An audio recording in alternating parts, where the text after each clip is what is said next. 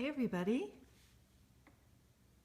are you having a great Wednesday, a great hump day? I hope so. I have some exciting stuff here I'm going to play with today. It's Kelly Klapstein and I'm here with Creative Scrapbooker magazine. So let's take a look at the products I have ready to go. Hi from Mexico. So today I'm going to show you some quick watercolor and stamping. Hi Uta. This is Tim Holtz Distress watercolor cardstock that I'm going to be using. Here's the finished watercolor stamped image I did, and I'll attach this to a card and I'll put either a stamp here or I will hand letter. Oh, aren't we all Tim Holtzaholics? Okay, we have the Distress crayons, the 3 sets. If you're not familiar with them, they are water-based, or how do you describe them? Formulated to achieve water reactive pigments. Okay, that's the way. Hey, from Indiana. So, water reactive pigments in the Distress crayons. I'm going to be stamping with Ranger Archival ink. Jet black, that's great for water. I'll be watercoloring with the Tim Holtz water brush. There's different tips. I have the flat tip here today. This is green because it's stained. So often a water brush will get stained with pigments. It doesn't matter. It won't. Hi from South Louisiana. It won't ruin any color or affect any colors you use. Okay, so, and last but not least, I have this very beautiful Art Impressions unmounted watercolor stamp. Now, if you're familiar with Art Impressions, hi from North Carolina, Art Impressions usually has really, really cute and funny stamps, lots of stamps with women of a certain age who are laughing and having a great time, lots of comical stamping. And they also have this watercolor series, if you're not familiar with it. It's AI watercolor. So this set, I couldn't resist. I'm going to show you a quick and easy layered stamping. So you get 6 pieces in here. Yeah, they're very similar, Sheldon. I'm not doing a comparison with the gelatos today, but they are similar. So the 6 pieces I get in this package are listed here to make, you know, an image. Here's the vase or pot, and then some cactus pieces and shrubbery and some rocks. So let's take a look at how we're going to put this together.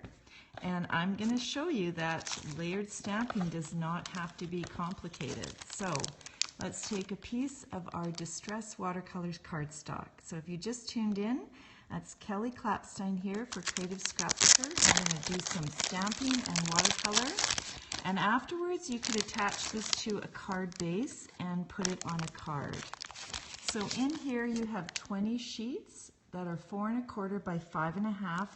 Perfect for card making. Perfect for card making. It has a nice texture on it. All right.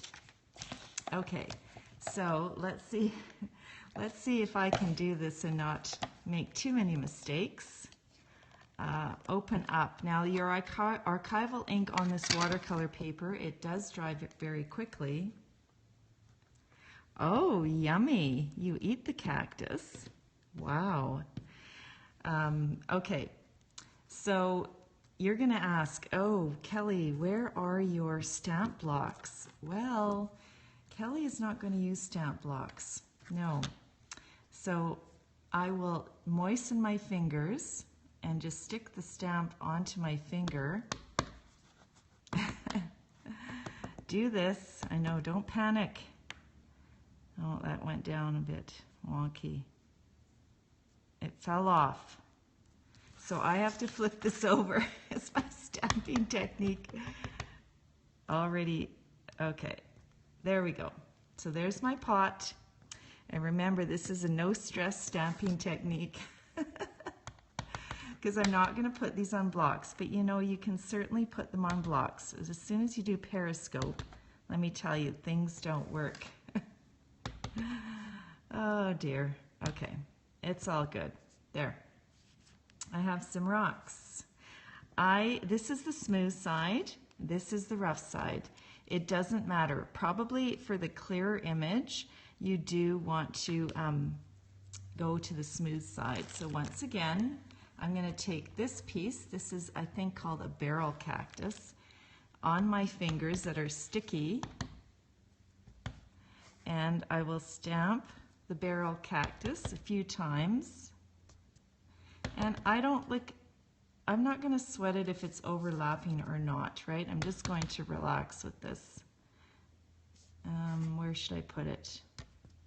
Okay, and I'll do one more maybe here. Okay, lots of barrel cactus or watermelon. Hey, you decide. Okay, then I have this little shrubbery piece, like that, and this is solid. So again, I'm going to moisten my fingers, and this is the archival ink. I already messed this up once, right? I'm going to put some shrubbery and just layer it around.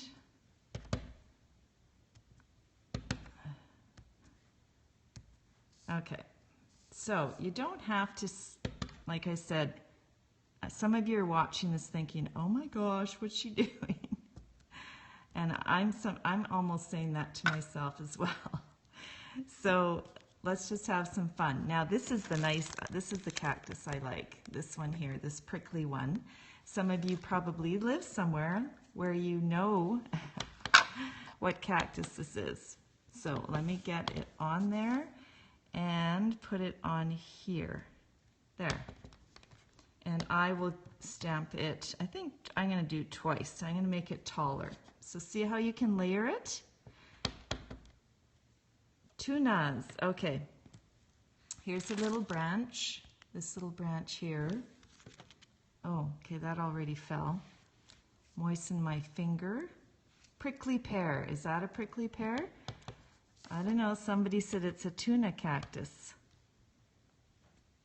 And now I'm going to put these branches here. And I want to layer them so that they're quite natural looking, like that. Okay, there is my cactus garden. Now, here's the fun part. Let's move this aside. I'm just going to move my stamps aside. I'm going to take the water brush. If you just tuned in, I'm going to do some distress watercolor. Oh, cows like to eat the cactus. Wow, I didn't know all this. See, this is an education in cactus. Okay, so now let's get some colors out. There are 3 sets, and this is neutrals. These are kind of earth tones, and these are brights. So I'm going to just get a whole bunch of these out, and I'll zoom out, and I'll get some greens and yellows. I'm going with the earth tone look. I need a red for my pot. I'll take these colors out for my rocks. All right, so I'm going to start with, let's do these cactus down here. And I'm going to do just add some color on one side of the cactus. I don't know, is it prickly pear? And again, watercolor is pretty relaxed, so you don't have to worry too much about it. Now, here's the water brush. Again, it's stained, but it's clear. And you just have to squeeze it to get your water out. There you go. So squeeze it and get your water out. So after you scribble with the distress crayons, remember this isn't cardstock. This is, this isn't cardstock. This is watercolor paper. So it's not going to move around on regular paper. And with the distress crayons, let me tell you, you have to give them a try on your paper to see. I don't know, you could check with Ranger. Try it on the paper you're using to see if it moves, because you know what? It doesn't move on every kind of paper. Okay, let's get some rocks going and some earth. I'm just going to scribble this down and some gray for the rocks. So you can see I'm just scribbling a bit here and there. The rocks are gray. And I usually add more than one color. So I want a neutral kind of earth tones here. And then I'll just squeeze my brush and then add my color. And then get that going on. So there we go. That's how easy it is. And now I guess I should have put something down on my table, right?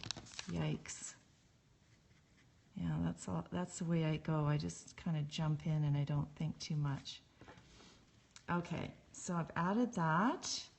I am going to add some green, this color green, to these darker stalks of leaves, and maybe some yellow as well.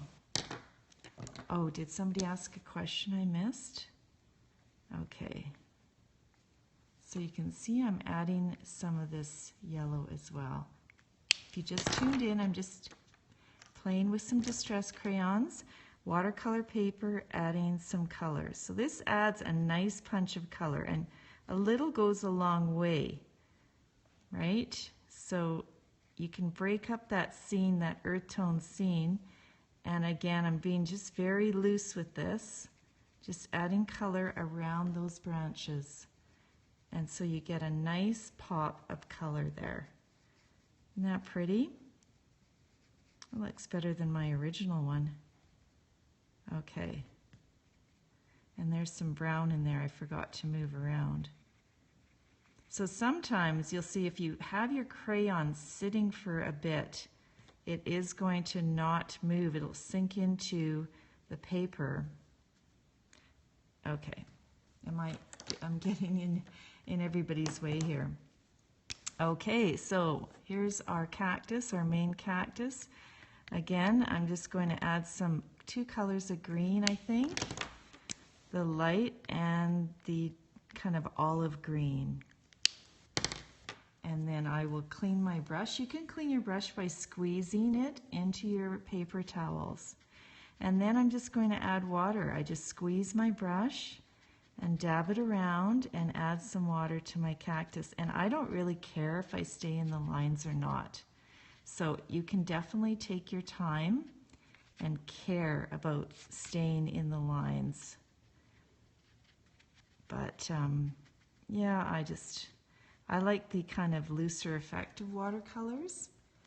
All right, and so that kind of looks good for my base. I will add some red. I'm going to add red to the side of this pot only. Clean my brush, squeeze and clean. You can see how it comes clean. And this red is, I'm going to actually try and stay a little bit more into the lines here. And so that way, if you put your color on one side, you get more of a shading going on. And then one side is darker than the other. Now I have, something is bothering me here. It's this red here. So I'm going to put some brown in here. Okay. And I will just add a little bit there. All right. And now for the sky. I have, let's see, I have a couple of blues here from the different packages. Oh, is something wrong with my voice? Okay, now I'll tell you something. If you scribble on here and you haven't tested it, it might not move. So I actually like to lay down some water first and get it going, because otherwise you will see the marks. And the other way to get rid of those marks is to use your palette. If the color doesn't move, here's a palette. It's just plastic, and you can scribble your crayon into here and create your watercolor here. And that's a better way of assuring that you will get even coverage when you really want it. So like I said, I'm just doing this quite quickly, and so it doesn't take too long. But you can see that you will not get the mark of the crayon if you're drawing on the paper and this happens with crayons and markers. If it doesn't move, you're going to be upset, right? So use your palette. Scribble onto your palette, and like so, scribble onto your palette, and then you have your watercolor here, like so. And I'm just, like I said, I'm going to go really quickly and not fuss around, and then I will have my picture. Now, it's Periscope, so it's not perfect, but you get the idea. Oopsies, this kind of went running in there. You get the idea of how you can create a scene with this. Now, you could go in and you could do some layering of colors. Yeah, this is a great brush. So once again, this is the water brush flat tip. The flat tip is awesome because you can get, you know, really a sharp edge on a lot of your different pieces that you're working on. So that's what this one is, the water brush flat tip. That's from Ranger as well. And then what I'll do is, like I said, I will stamp on here when it's dry, and I kind of rush this. So you can see this side with the wash, the lighter wash of the color of the distress marker from the palette has more even lines. If you scribble on it and it doesn't move, you'll get a more of a scribble line. Okay, so there it is. I'm going to stick this on a card when it's dry, and then I'm going to write a sentiment. And then I have this really nice looking natural watercolor. So that's all you have to do, and that's the Art Impressions Unmounted Stamps. They have a watercolor series, and you can check them out at artimpressions.com. And then of course all of my other product is from Ranger, so you can go to ranger.com and learn more. All right, everybody, thanks for watching, and I hope you have a great day and you can have some time to play with some watercolors. Thanks, everybody. I hope I didn't see many comments. I apologize for that, and I was too busy watercoloring. I get lost in the whole process. Thanks again. Oh, Kristen, thank you. Have a great day, everybody. Bye. You're welcome. Thank you. Bye.